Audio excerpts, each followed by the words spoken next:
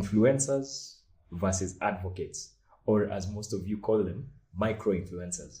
Now, when it comes to digital marketing, the power of someone else's recommendation, the power of someone else's advocacy of your brand always builds credibility to your brand, and that is credibility as seen by your audience, but also most importantly, credibility as seen by AI.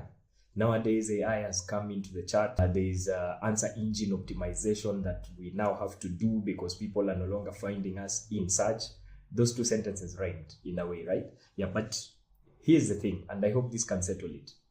Every business, before I would have said only small businesses needed advocates, needed to focus on working with advocates. But right now I say it's everybody. And allow me call them micro-influencers because I think it's a better keyword than advocates. We are not talking lawyers here, although they are acting as your lawyers in this case. So here's what happens.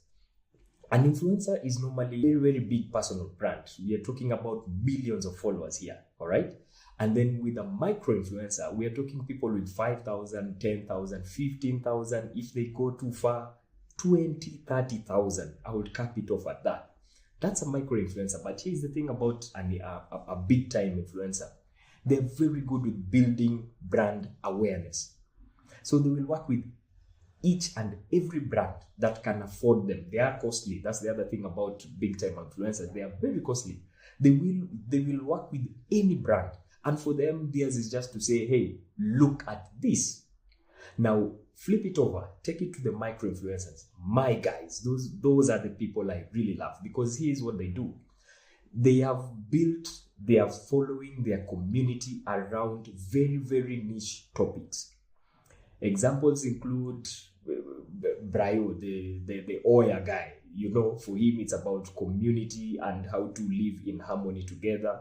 That's where he really goes into. How can he help, people who are struggling to come up? Others include, there's a guy who does farming and he moves around from farm to farm. There is Living Tiny with Grace, and I hope that's her name. I don't know why I'm forgetting her at this point. There's Living Tiny with Grace, who visits people who are trying to build remote homesteads or settlements out there around this country. They have very, very niche followers, okay? They focus on a very single topic, and that is what they are about. And to them, their brand, their community is so important. They don't want to lose it ever. And their community is their reputation. So they wouldn't want to lose their reputation because then that would mean they will lose the community that they've worked so hard to build. So for them, it's very, very important that whatever is brought to their channel is something that will work for their community. Whereas a big-time influencer will say, look at this. A micro-influencer says, I have tried to work with this and it works for me. And so you can give it a try. Now, here's what happens. When I'm following a micro-influencer, for example, let's say Living Tiny, for example, I want to build something somewhere out in the outskirts of Kajiado, or go all the way to Meru, or go, to the other side, to Northeastern, and build something for myself. So you'll find me following Living Tiny with Grace because I'm looking at what others have already done. And so anything that Grace might recommend, I will be so willing to follow compared to something a big-time influencer will just come and say, yeah, look at this lovely Airbnb. That's a one-time thing.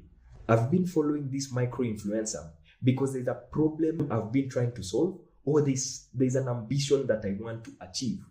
And so anything that they bring will be in line with my dreams. And so I'm very, very willing to listen to them as opposed to a big-time influencer. For the big-time influencers, I go there to just enjoy and see what the mood is like for the TL on that day.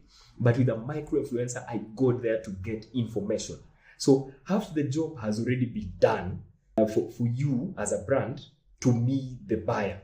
You won't have to really work so hard as compared to a big-time influencer in converting me. Because this is a person that I believe in whatever they say. I am more willing, more receptive to what they have to say and what they have to recommend as compared to a big-time influencer.